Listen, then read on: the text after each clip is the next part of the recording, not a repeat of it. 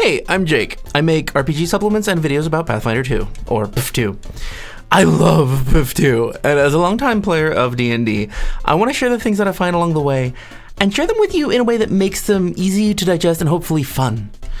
I have for you today a Gnome Magus focused on the protection of witches, natural places, and druids, the Witchblade. Or Witch Warden, if you like.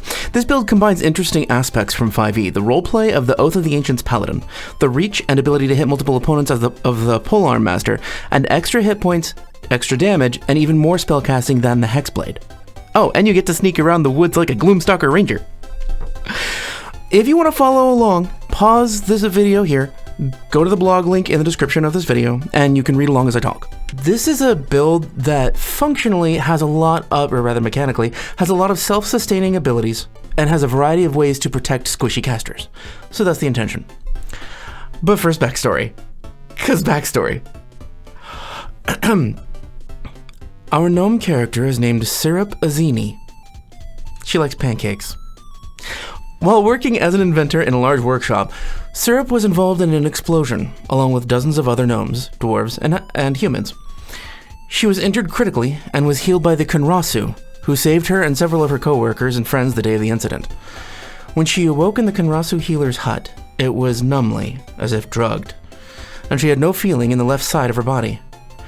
Waiting for her to wake, the wooden creature shaped like a magnifying glass with spider legs brought its glassy eye of stars close to Syrup's face and emitted a vibration that could only be described as the voice a crystal bowl would have if it could speak. Move slowly. Life force rebalances. Far from comforting, the voice was barely intelligible to her pain-addled brain. She glanced at her surroundings long enough to realize that she was in some sort of large wooden room before staring, without understanding, at her burned and bruised body. As her eyes traveled from right to left, there seemed to be an ending to her flesh where skin and muscle gave way to bark and sprouting branches. When she raised her left arm, she gazed in frightened awe at the delicately articulated tree branch that her appendage had become. She wiggled the 5 fingers that ended in points and managed to stammer to her host, What? Huh? What am I doing here? The Conrasu spider person raised 2 limbs in a beseeching gesture and said in that same eerie voice, We enhance our calm and hear. This one is Gravix, maintainer and guide. The Seekers reclaimed the living beings and brought this gnome here. Gravix has maintained this gnome. It gestured to her and rose a bit, as if proud of its work. Syrup rose up as well and managed a bold stance. You have helped me and cared for me and my people, and I thank you for that. May I see them? And Gravix knelt grandly, then rose and ushered her out, the gnome clumsily grabbing a nearby robe left out for her and leaving the hut with her new guide.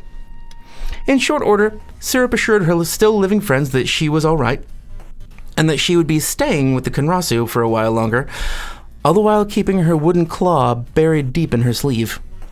And so she did stay with them. 6 summers went by while Syrup stayed with and learned from the Conrasu. She quickly came to master her half-wooden body and practiced the rituals of connection and centering that her Conrasu friends did, finding that it gave her peace, a reprieve from the repeating horrors of that memory of the factory accident. After many months of deep meditation, she finally touched the stream of thought that was the collective consciousness of the Conrasu. The thought forms present there were inviting, balanced, and calm. And in their midst her mind floated for days. She felt herself becoming one with the extraplanar creatures, their alien thoughts of order and mystery flowing over her mind, making her complete.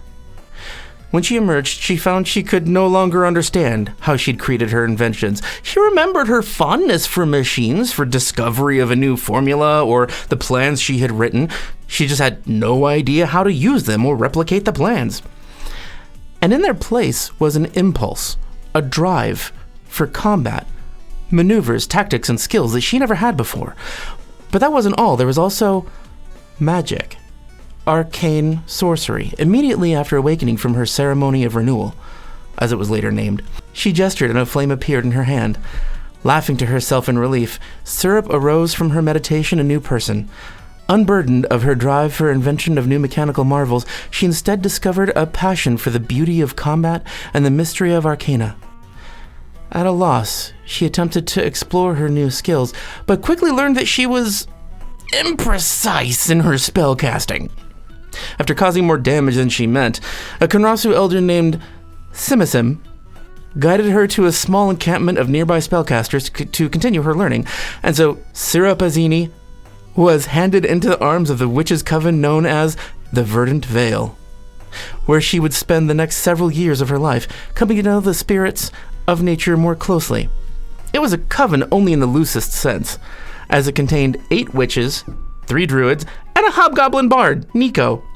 Nearly all of the witches served patrons of natural forces such as winter and fae, and Syrup came to value and respect the wisdom of each of her primal brothers and sisters. The coven considers Syrup an honorary witch of the Verdant Vale, and she, in turn, has sworn a deeply personal oath to the source of all natural harmony that she will guide and bless, serve and protect the people of nature to the best of her power, and seek to teach others that they can renounce their artificial ways and turn to the boughs and banks of nature instead, and find solace. If you're interested in reading more of Syrup's backstory, there's more on our blog, so check it out. Link, description.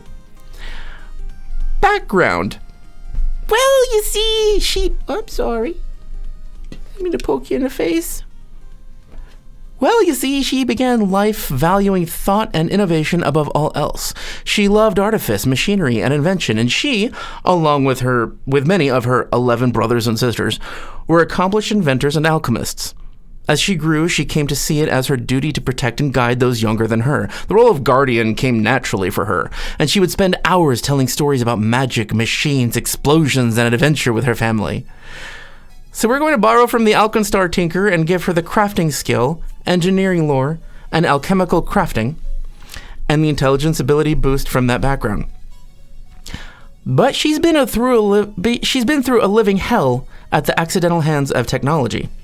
Hands that she feels utterly betrayed by. So although she's a tinker herself, she has become an anti-tech activist. I'll read you that background's flavor text now. It applies to her. You've seen the sorts of things that technology brings. Polluted environments, workers put out of their jobs or horribly injured, and the slow erosion of society. And you've vowed to inform the larger world of these ills. You do so with long, impassioned speeches on street corners and village squares, and by talking personally with the heads of various guilds. Adventuring into the wider world could help spread your message even farther. Ancestry and Heritage. Syrup was born a vivacious gnome, someone who loved life for all it's worth. Always up for a good laugh with friends, but all of that's gone now. Something inside her was lost the day her friends and co-workers died, and the work that she placed so much faith in betrayed them all. She's lost her vivacious side in her suffering and reconstruction by the Conrasu. And in the time of living with the Conrasu, learning from them, and sharing in their magical artistry with nature, she has become like them. For her heritage, she's Conrasu. This is mainly for role-playing purposes, but I'd like to take a Conrasu feat to further cement her connection to wood, nature, and these orbs and trees clothing. Conrasu are weird. First level Ancestry feat, Ceremony of the Evened Hand. This is part of her backstory and further reflects her connection to nature. Her entire left arm is made of living wood now, and it has been cultivated into a dexterous claw for mostly utilitarian purposes, but it could be occasionally useful as an additional weapon. It has agile and finesse. This arm, and indeed her whole left side, is living wood. That means that, like the Conrasu, she will have to contend with the wood hardening over time, and having to grow a new limb unless she can solve this issue of hardening by other means. Well, she doesn't know how to grow another one and doesn't have the magic for that. So instead, every night she has to pull out her wood planer and sandpaper and shave off her outer bark, then sand the arm smooth again. And there's no reason that she wouldn't be able to feel all of this. If she can use her left hand, she has to be able to have a sense of touch with it, just like the Conrasu do. So every night she goes through the pain of slicing and scrubbing her arm away until it's just as flexible as the day before. It only hurts a bit, but only if she does it every night. If she lets it go for a while, it hurts a lot more because she has to remove a lot more. This person is very familiar with pain and suffering by choice every day, as well as the pain of losing half of her body in the first place and then surviving her recovery. This altogether means that she's very used to pain. She knows to expect pain every day and has become resigned to that fact. If she wants to keep living and functioning well, it's just going to happen. So she tends to seem a little reserved, even morose or depressed at times, but she's also very mature and willing to help others out with their pain. She's also very ready to join in anything fun. Any excuse to celebrate or be entertained is good enough for her to quickly decide to join in. Because of her melancholy nature, though, she's rarely the one who comes up with something fun to do herself. So this was all before first class level. So first class level, Magus. The great Aeon Conrasu... The great Aeon Conrasu mind stream has reformatted our brain to do magic. We get arcane spells, spellstrike, conflux spells, and the Inexorable Iron hybrid study, which requires that we use a two-handed weapon. I like Inexorable Iron for this build for a few reasons. One, two-handed weapons often have reach, which will help you protect your caster friends. Two, the conflux spell is an AoE cone that can knock enemies prone, which means that they have to spend actions getting up and ready again in order to threaten our caster friends. Three, Inexorable Iron grants you temporary hit points every round if you start the round holding a two-handed weapon, which is great if you are using a spell to use your health to protect a squishy caster, like Shield Other. And we'll be using a weapon that was given to us by our Conrasu maintainer, Gravix, a Glaive. It's a Conrasu ancestral weapon, so it makes sense. Magi are really interesting. Being able to cast at the same time as smacking somebody down is awesome. Plus, they have other spells that they can use, not just the offensive spells. They are very flexible. I think their hybrid study feature is really customizable, and you can use a lot of different fighting techniques if you want to. Like, you can have a skirmisher that feels sort of like a rogue that teleports. If you want me to make a laughing shadow build, like the video, if I get 100, I'll do it. Or, I don't know, like 10 comments saying, "You can do it!" Anyway, I'll go through my chosen spells after the rest of the video. Oh, and her spellbook? It's a collection of small crystal balls of pure blackness with sparks of light within, resembling a Conrasu's core. She studies her book and memorizes her spells by rotating the crystals in her hands and meditating simultaneously. It looks like a performance of some kind, except that her face is blank and passive while she concentrates. Contact juggling. To meditate. I love this system. Second class level, she gets a feat, class feat, Expansive Spellstrike. Now, I would prefer that this were not essential, and technically it isn't, but if you don't want to use AoE spells, some of which have debilitating effects in an area, which is very useful for protecting people, and spells that require a saving throw instead of an attack roll, like Ray of Enfeeblement or Fear, you need to take this feat. Anyway, this will make us better able to defend our people. A note to make about this feat is that we won't be using it to prepare any spells that could damage the forests or natural places we're in. They're like home to us, so no fireball. I think we can deal with that. Second level free archetype feat, because free archetype is the only correct way to play the game. I mean, come on, I'm sure everyone agrees. Witch dedication. We'll take the Fervor patron. Now, I always love a good witch, as you well know. But, well, I need to be able to access divine spells for a later archetype that brings the theme of Defender of Nature into focus. And that's basically what she is. We could go different ways to get divine spells, but Witch uses our intelligence as a casting stat. And the first Witch feat we get is something that I thought made this build really interesting. Witch dedication gives us 2 divine cantrips and a familiar. And normally Fervor gives us religion, but in this case it's kind of off the mark because we view nature as divine, and we are sworn to protect her and her people. I'd ask your GM if you can make the skill something that's more foresty naturey, like nature, or even arcana. Because we're protected by nature and we use arcana constantly.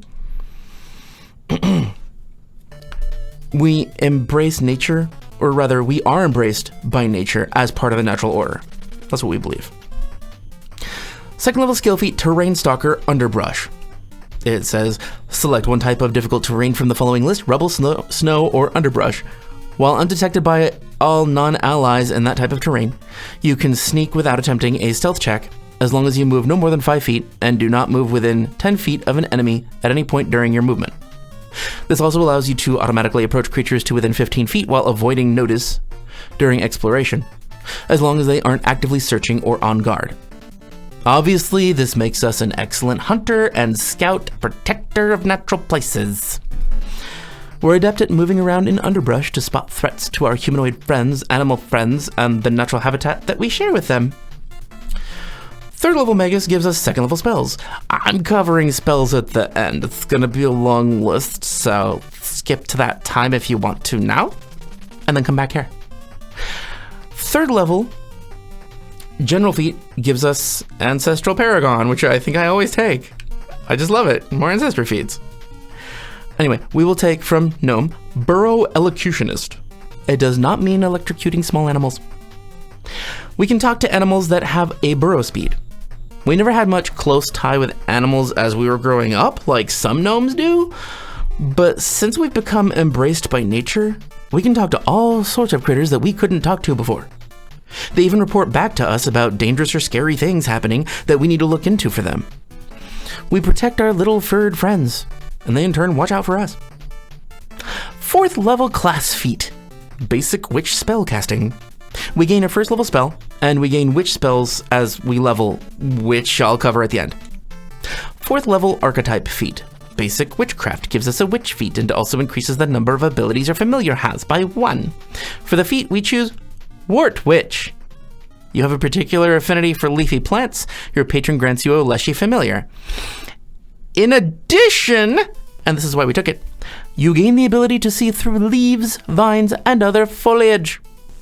You don't take circumstance penalties to ranged spell attacks or perception checks caused by foliage. And your targeted attacks don't require a flat check to succeed against a target concealed only by such vegetation.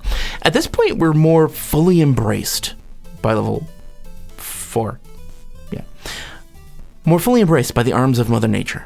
We feel a stronger connection with all life, as we are blessed with sight of life itself. When we're looking at plants, we can choose to see past the surface, which is something our Aeon friends, the Conrasu, taught us to do as well.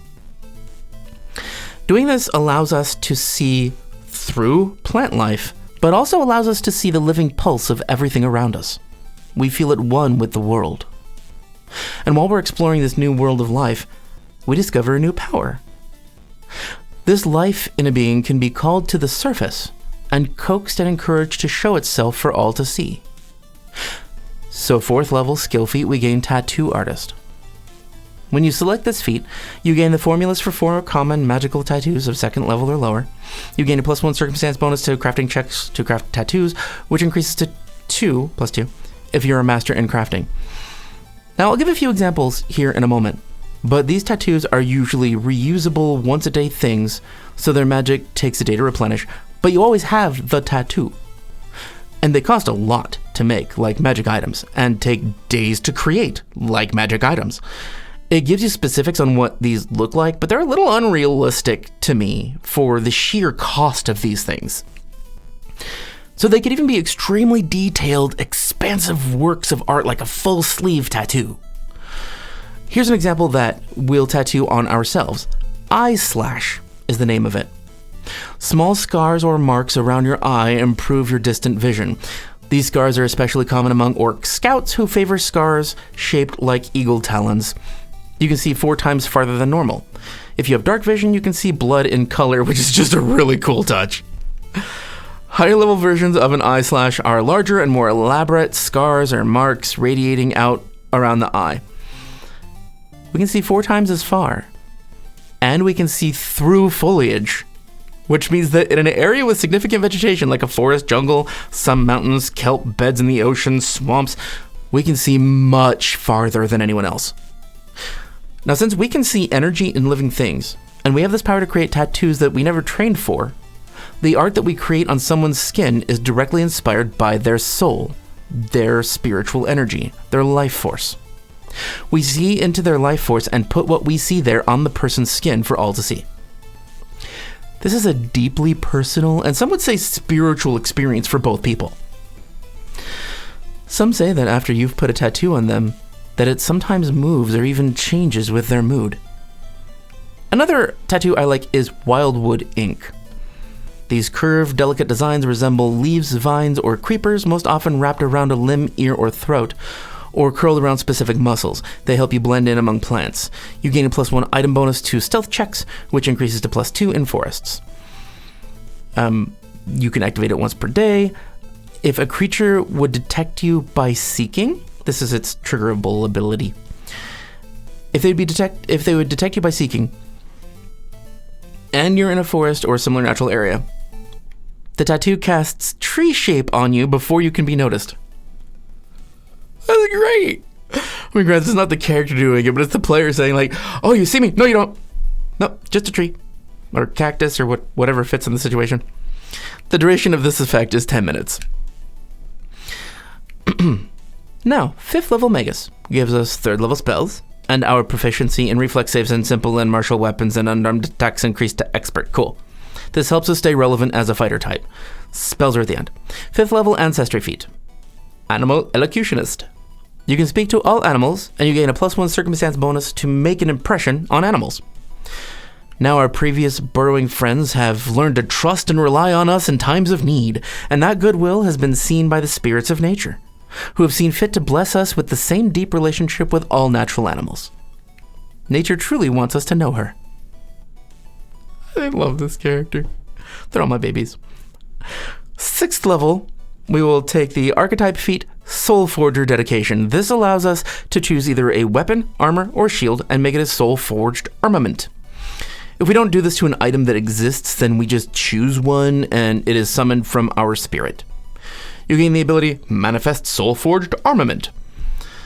It has the traits of Concentrate, Conjuration, Divine, and Extra Dimensional. You immediately wield or wear the Soulforged Armament bound to you when you activate this. The Soulforged Armament remains manifested until you dismiss this effect. You can choose a weapon, shield, or armor.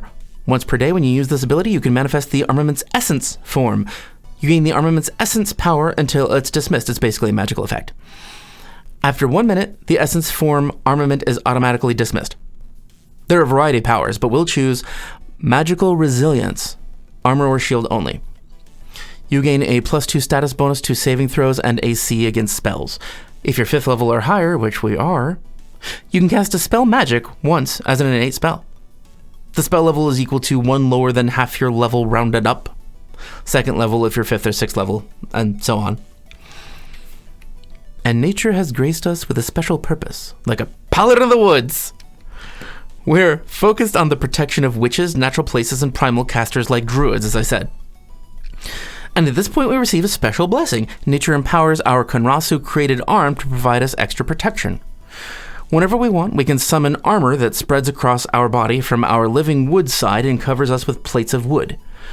We can choose any kind of armor, and if you want to really go for flavor, you can choose the wood breastplate.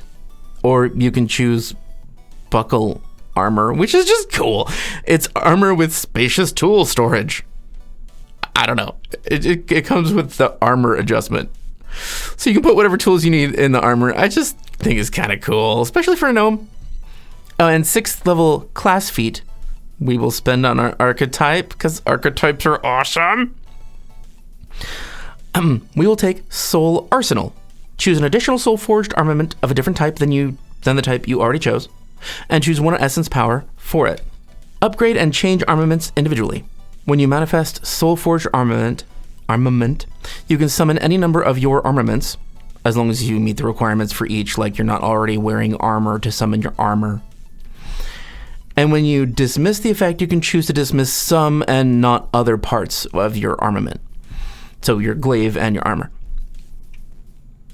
Sorry, not glaive. That's just carried with you, the armor. You can choose...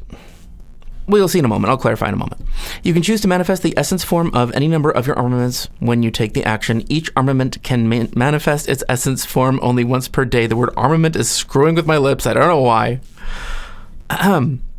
Anyway.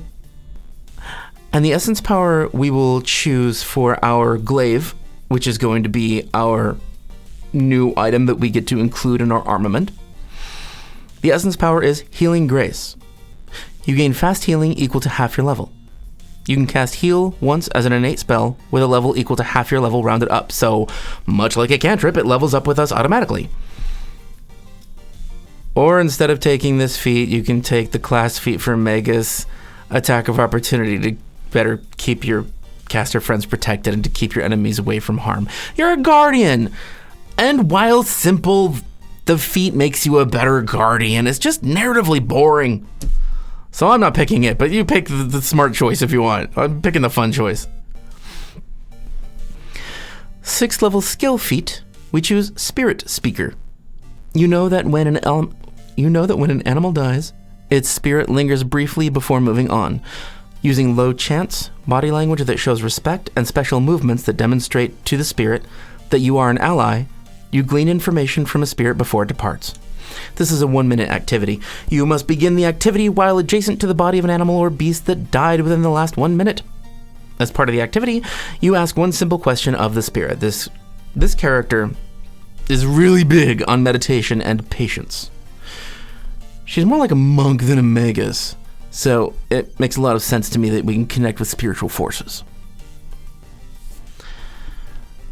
And of course, an animal. This is not going to be an animal that we kill ourselves, because that's just not cool. But if an animal is killed by a threat that we're tracking, we can find out information from the animal that was killed about what killed it. That's its most applicable use, I think. Okay, on to spell selection. First, arcane spells that fit this theme by level, in my opinion. Cantrips. Magus gives us 8 known. Ancient Dust. I'm focusing mostly on like area effect things that are going to harm a group of enemies, just like we do with our big inexorable iron whack.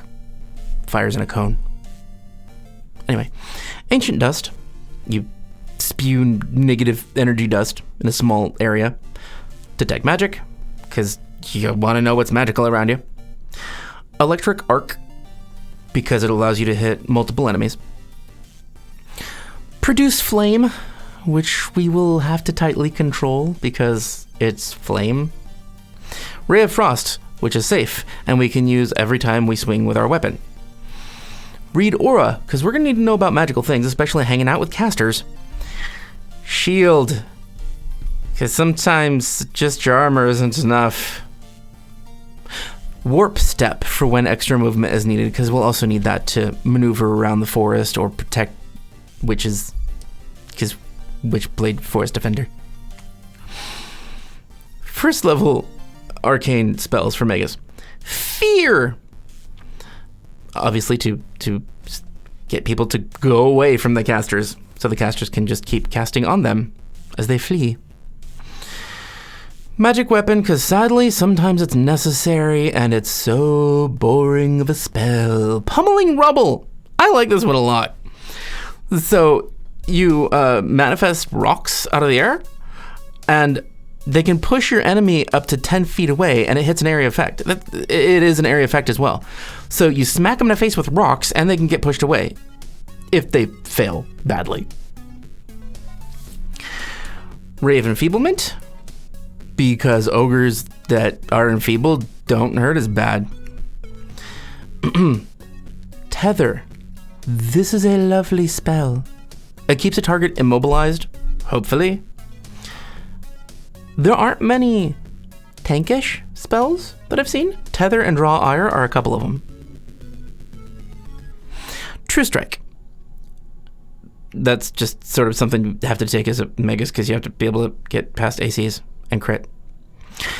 Second level, Blur, to protect us in combat. Again, we plan on defending people, but sometimes that has to be with our bodies, not necessarily cool effects. So making it harder to hit us is going to be a good thing. Similarly, the next spell, Glitter Dust, is used to keep magical enemies from being invisible, so that we can see them, so they can't hurt our friends. And another one, Invisibility, partly because if you're not in a natural environment and you can't hide behind foliage that you can see through, you can still be hidden by using invisibility. And Web, mostly for melee combatants. Web is just such a useful utility spell. I mean, granted, it's offensive and battlefield control, but it doesn't directly do damage, so I guess I see it as more of like a utility spell, but it's not, it's a control spell. Okay. 3rd level from Magus. Crashing Wave. It's a 30-foot cone of water damage. Well, damage. Earthbind, because we cannot fly, so our enemies can't either. Oniric Mire. This is just sort of like a debilitating effect, which is nice in an area. Paralyze, similar. We're trying to make people disabled. We aren't necessarily out to kill people. We're just out to protect people and animals and natural places. So if we can disable people, all the better. Anyway, divine spells we're taking, because Fervor Patron Witch. And remember that your familiar is a Leshy, and that can be a lot of fun role-playing too. Can you see through a Leshy? No, I think they're not considered foliage. But I'd still roleplay that you could see its energy core, like you can with other plants. So, divine spells, starting with cantrips. Forbidding Ward, it just protects somebody a little bit. Haunting Hymn, it does a little bit of sonic damage in an area. Like I said, mostly we chose something that gave us divine spells because we were required to mechanically to get Soulforger. I don't like mechanical things forcing me to do them. It's just not fun. But I do love that out of the divine spells, we got Sanctuary and Shield Other. They are not available for Magi, and they are great for protecting people. So, of course, you'll be casting Sanctuary on other people and Shield Other on other people. And the Shield Other spell is probably the first thing you're going to be going to in combat if you know that one of your squishy people is getting attacked. Because you heal every round, or you get temporary hit points every round. You don't heal every round, but you still can heal with your Soulforged weapon essence power if you want. Cool.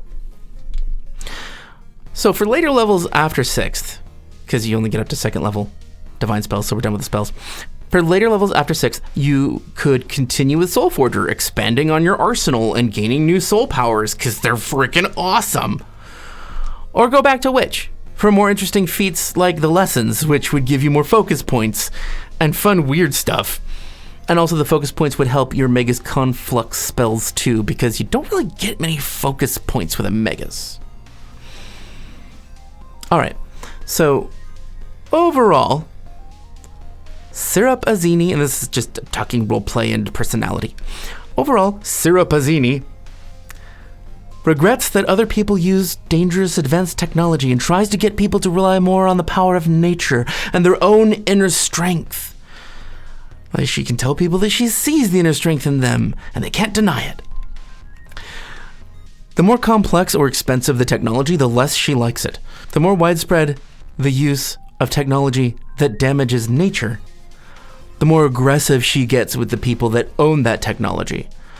She might even go so far as to sabotage machinery or destroy chemical storage devices in an effort to hinder or delay the spread of machinery and alchemy. She is, however, very sympathetic to anyone who uses such technology or is employed to make or use such things. She will never take an action that she knows is likely to cause injury to people, animals, or plants. Also, she sees plant-based creatures like the Conrasu and Leshies as the wisest of all beings, and druids, witches of all kinds, and to a lesser extent other spellcasters, as being just below the Conrasu in the hierarchy of divinely wise. So she's going to take direction from these people because they probably know better than she does. This doesn't really hold true for people who gain their power by learning like a magus or wizard. She thinks such things should come from nature, not from invention and wizardry. It's just a little too close to artifice for her liking. she forgives them and accepts their ways if they have chosen to respect nature, witches, and druids. She just makes her feel a little icky and weird. Okay. Character quotes. Enhance your calm. Emotions cloud the mind, and a clouded mind sees nothing. Or when referring to a party member. I respect Lady Alandria, the power she wields, and the wisdom in her soul. You should strive to be more like her. Or, it's sad that you won't put down your mind of metal. Can't you see the wonder all around you in nature? So in closing, thank you to my lovely patron people. I release unique videos on Patreon, do giveaways, and our top level patrons get one-on-one time with me, and I make them whatever they want once a month. Link below to check it out. And thank all of you watching this. You make this channel what it is, and I appreciate every one of you. Our website has build walkthroughs and character sheets for each build video, link in the description. If you want to make sure to catch the next video I make, hitting the subscribe button is a good way to bookmark the page, so you can remember to check back later and see what I've done. If you liked the video, give it a thumbs up, comment, or share to tell the algorithm gods that there's useful stuff here. And remember, the entire surface of your skin is replaced every month, which, put another way, means you have about 1,000 different skins in your life.